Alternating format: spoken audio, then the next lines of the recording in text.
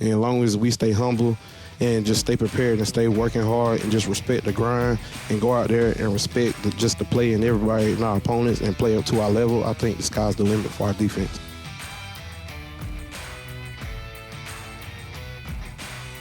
Mason Athletic Center. It's Wyman and Bob, Seattle Sports on 710. And man, we owe this guy a beer. We owe him a sandwich. We owe him something. You talk about patience, man. This guy just sat through the longest commercial break ever and was just chilling. He even had him turn the music down in the gym for us. We're talking about the gentleman that is Jarran Reed. How are you, man? Good. How y'all doing, man? Really appreciate your patience. Thank you for having me on the show. You went above and beyond, so we definitely appreciate that. But how's everything gone for you to this point? I mean, it's amazing. We got preseason game number 1 coming up this week. Do you feel like you're ready, or do you feel like, all right, we still got some kinks to iron out here? Oh, no, I feel like we're ready to go.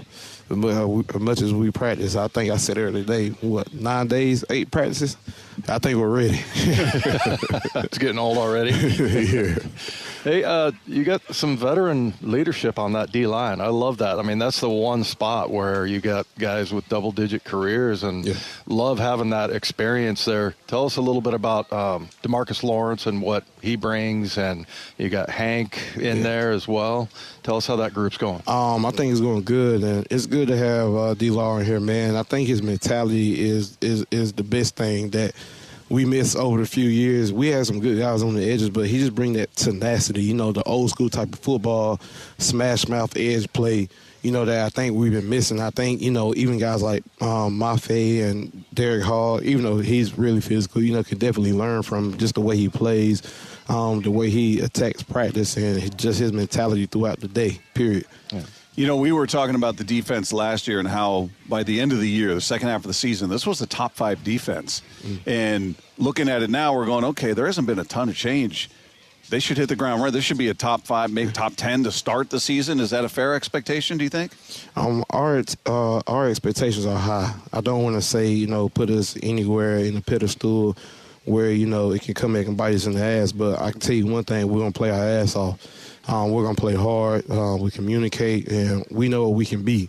And as long as we stay humble and just stay prepared and stay working hard and just respect the grind and go out there and respect just the play and everybody and our opponents and play up to our level, I think the sky's the limit for our defense. Do you feel like coming back the second year in this defense that you got it more and you don't have to think as much? And because somebody was saying that you need a PhD to run this defense here, but McDonald's got a lot of rules, right? Yes, the playbook is definitely large, and I think just for everybody from year 1 to year 2, everybody's playing way much faster just because we have more understanding of the plays and. Everything has a double call to it. We play everything to everything, literally, and all type of personnel. So, everybody is playing fast right now and free. And especially in this defense, if you can play fast and free, man, that's scary. Is this your 10th year? Yes. 10th year, man. Yeah. That went quick. Yeah. I remember when you were drafted. Oh, yeah. We was just watching some old plays earlier today, from when I was younger. And I still watch it sometimes today. But, year 10, I still feel young, even though I'm older than these guys. But, I can still go. I got plenty left in the tank. Is there anything you look at on those plays or anything you're going, I can't do that anymore? Or do you feel like I can do everything I did? I can do everything. Yeah. I can do everything. That hasn't stopped yet, And now you're a lot smarter. 10 years under your belt. The game has slowed down definitely a lot for me, man. I can see a lot of things way faster. All right, now you can't repeat what you said in the press conference, but you were talking about Byron Murphy. We had him out here. You said that he's very strong. Got to go with the PG version. Very strong individual. Yes, indeed. Yeah.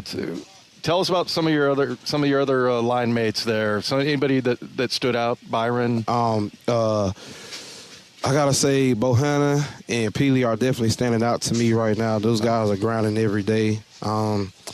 They came in late last year, and now they're getting a chance to really showcase their talents, through training camp. And both of them are putting on pretty good shows here in training camp. Man, I'm really excited to see, how this preseason is going to go for these guys and, see how they can come into the room and help us. Are you a guy that will go to a young guy and say, hey, man, here's how we do this, that, or do you wait for them to come ask you questions? How do you handle that? No, we have a standard that we want to uphold, so it does not mean that standard. I'm definitely going, be the guy to say something. You can't sit back and wait. We all have respect for each other, so anybody can say anything to anybody. Nobody's above anybody on this team. So, if it's something that I'm doing, they could come and correct us. We do it every day in film, and then just translate out here to the field. We're a brotherhood, so, we're brothers. We can correct each other when we're wrong and, congratulate each other when they're doing good. Who was the guy that took you under his wing? Who was the vet, the old head, as you guys like to call him, that maybe showed you the way? So I'm going to be honest with this first. I got a hard time from Mike and Cliff the first time, right? Yeah. But honestly, like my first time coming in, it was actually Jordan Hill. Okay. Who was really kind of really helped me just get in the loop. Now, that has nothing to say against Mike and those guys. Those are my guys, right? Those are my vets. They helped me all through the way. But when I first came in, Jay Hill's a little bit more chill on the rook. He just helped me a lot, man. I asked him a lot of questions because at that point in time, we was playing the exact same position. And kudos to him, man. That's my guy. I actually just talked to him a couple months ago. That was really one of the first guys who really helped me. Yeah. Hey, what have you been able to notice about this offense that could cause other defenses difficulty when you play against this group? I'm going to let them figure that out. Yeah. I'm going to keep that in my back pocket. It's good, though. It's real good. It's definitely tough to go against, but it's good for us to see. Yeah. All right. You're not giving away any trade secrets. All right. One thing we've been asking everybody is Dave and I will look at, the Vegas line. They give you over-under win totals for each team. So it gives you an expectation of the national voice. And they look at the Seahawks, they say, well, the over-under is 7.5 games. We're going, that seems a little low. Last year was 6.5, I think, by the way. But do you guys pay any attention to national voices or what people say, Seahawks are going to be great or this is a step back year, any of that? I don't pay attention to none of it because to me it's just all people's opinions, which everybody's entitled to their own opinion. I'm just focused on what's going on inside this building and what we can go out there and do each and every day that in the games that we play. I don't really pay too much attention to the outside noise. Jarran, I disagree with you. I don't think everybody is entitled to an opinion. Well, I mean, true. I'm with you on that, but, everybody can say what they want to, whether good, bad. Well, and you don't need national voices to get you pissed off, right? I mean, you go out there every day. It's a battle. Up pissed off.